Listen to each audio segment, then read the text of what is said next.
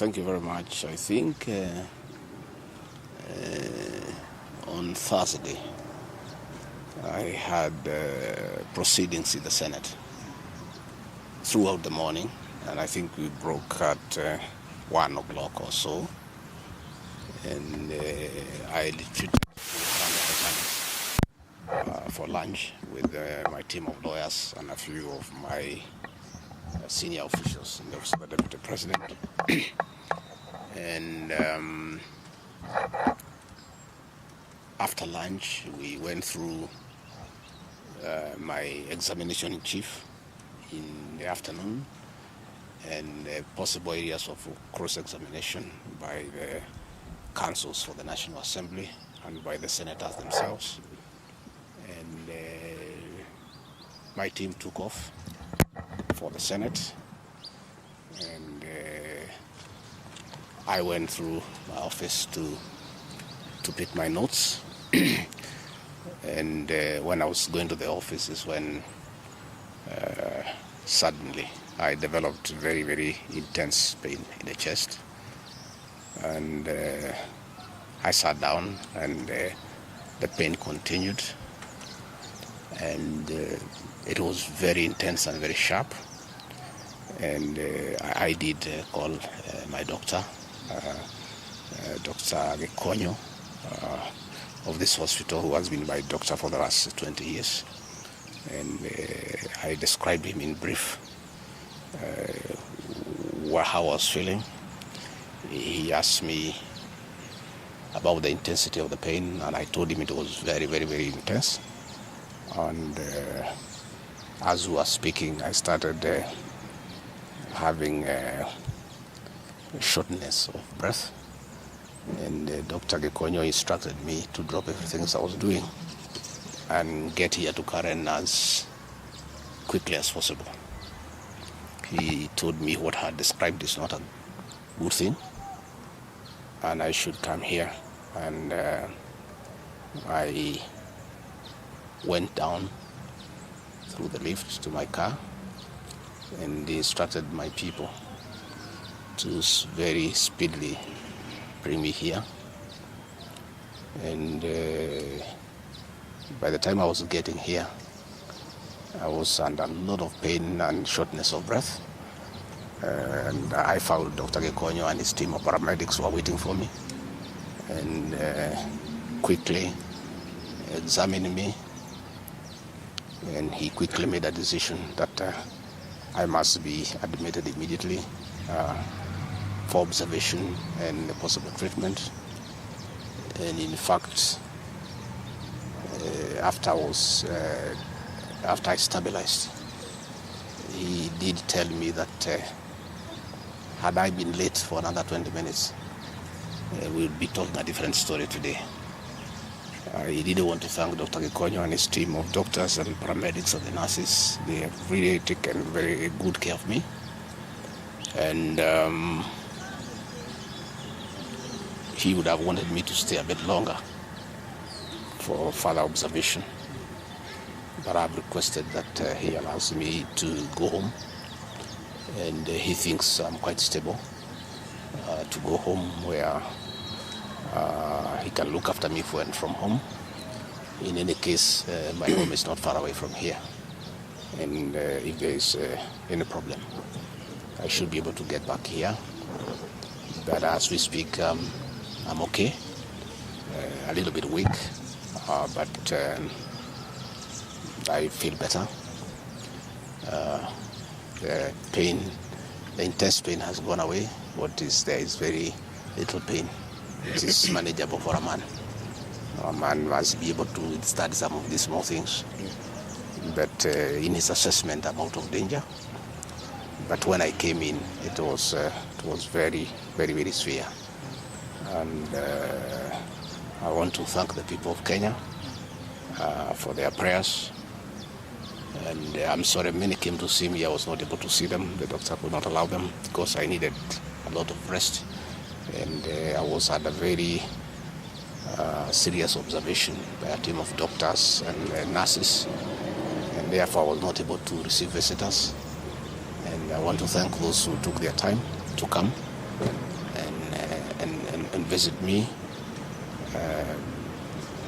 Millions of Kenyans who have been praying for me for my quick recovery. I really want to thank them and to say that I will remain forever indebted to them for their concern, for their love, and for wishing me quick recovery. Very unfortunate turn of events there during that particular time.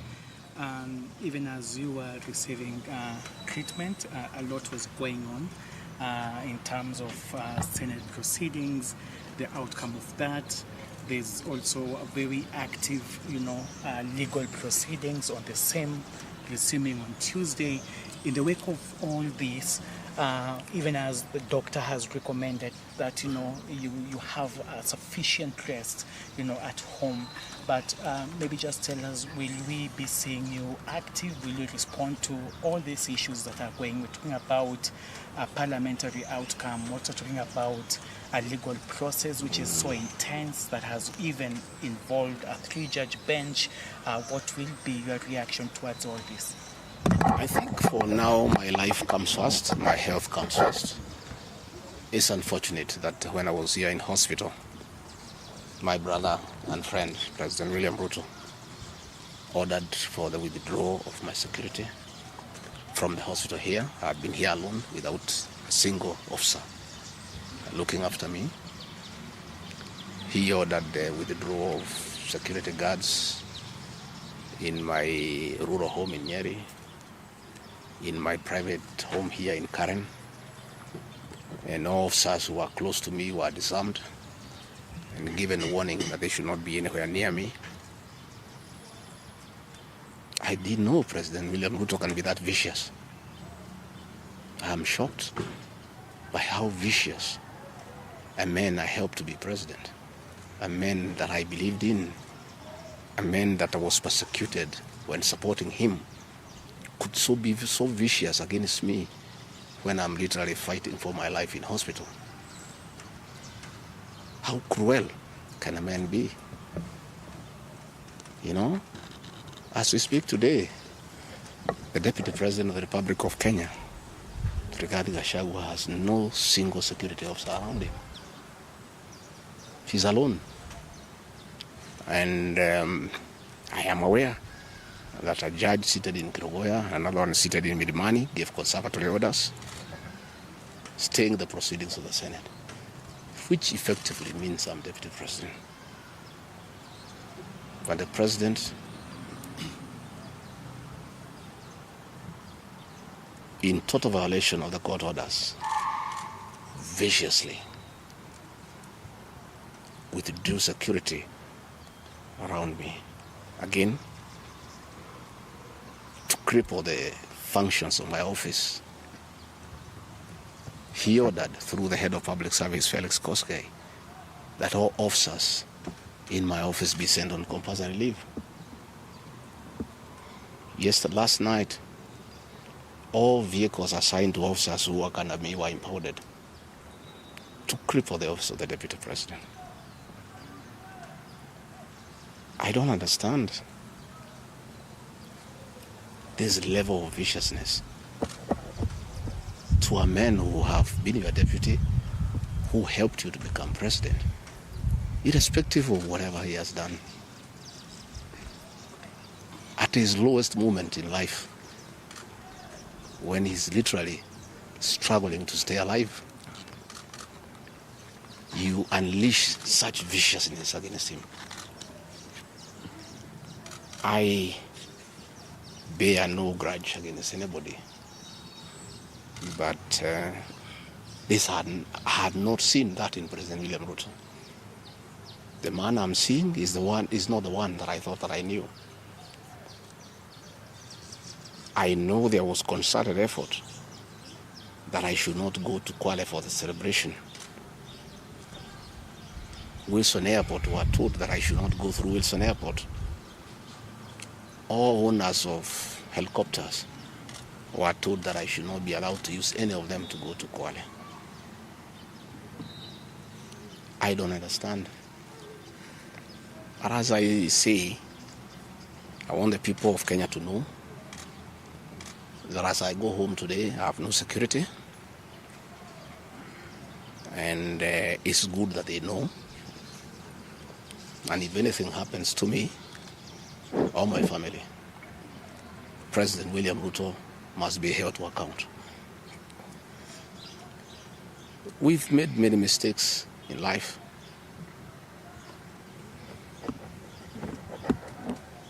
And we keep on learning. I trusted President William Ruto. The people of the region where I come from, the Mount Kenya region, trusted him. In fact, as we were preparing to go to office, nobody else trusted him. Musalia Mudavadi demanded that they must sign an MOU with him, which they did. Moses Wetangula demanded that they must sign an MOU with him, which they did.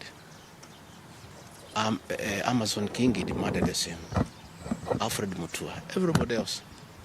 I'm the only man who trusted him. Verbally, because we are Christians. We used to go to church together. And as a Christian, I believed a fellow Christian that he would never betray me or my people. For the last 1 year, it's been very difficult for me. But I'm a very persevering man, very enduring. And what happened on Thursday is a culmination of continuous persecution and stress for a year. And when I look at it, probably it is history repeating itself. That President William Ruto wanted to take me the route President Daniel Arap Moi took Kenneth Matiba. He pushed Matiba up to getting a stroke and eventually dying. When I look to what the president is doing to me, especially now when I'm in hospital, crippling me, treating me like an animal, I think he wanted to take me the Matiba route. But God is gracious. It didn't happen that way. I hear many of his people are calling here asking whether I'm dead, whether I'll survive, whether I'll recover. They were celebrating.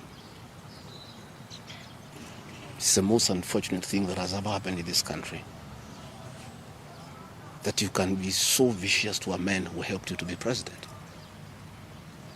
And the crime of this man, telling you the truth. Don't evict people without compensation, Mr. President. Mr. President, don't overtax people. You are killing them, you are killing their businesses. Don't force a housing program on people. If people do not want these houses, don't force them. My only problem with the president is just being truthful because nobody else can tell him. The framers of the 2010 Constitution wanted a deputy president who is elected as a buffer who can stand for the people. The charity we are being treated for, too, is get rid of an elected deputy president and appoint a control freak. A fellow you appoint who cannot ask a question, who cannot say anything. And I'm sure if they succeed, he'll be asked to sign an undated resignation letter so that in case he starts asking questions, he can just be told to resign. But the framers of the 2010 Constitution were very clear in their mind why they wanted a deputy president who is elected. I'm the only man in the cabinet and in the whole government who can stand up to President William Ruto and tell him, hey brother, this is not right. This Adani thing is not good for the country. There's too much corruption, Mr. President. This housing thing is being forced down on the people of Kenya. And they don't like it. Please don't force it down on them. You know, situations where medical equipment that was being supplied by Kenyans to the Ministry of Health now has been given to one single Asian. I said, Mr. President, this is not right. We are killing our business people. So, as we speak, I say that my lawyers are in court. We have faith in our judiciary. And I requested that, according to the rules of natural justice, I be accorded an opportunity to be heard in the Senate. You remember I presented myself to the National Assembly and defended myself. In the Senate, I was there day one, and even when the Speaker asked me to sit down to listen to the charges, I decided to stand up to face my accusers. I was there the following day. I was ready for cross-examination. The 11 counts is nothing but malice and fiction. It was a political game by the president to get rid of me. And looking at it, I don't think the president had any intention of ever working with me. I think he just needed me to help him win the election because of my mobilization capacity and the faith the Mount Kenya region has in me. So I should have been given an opportunity.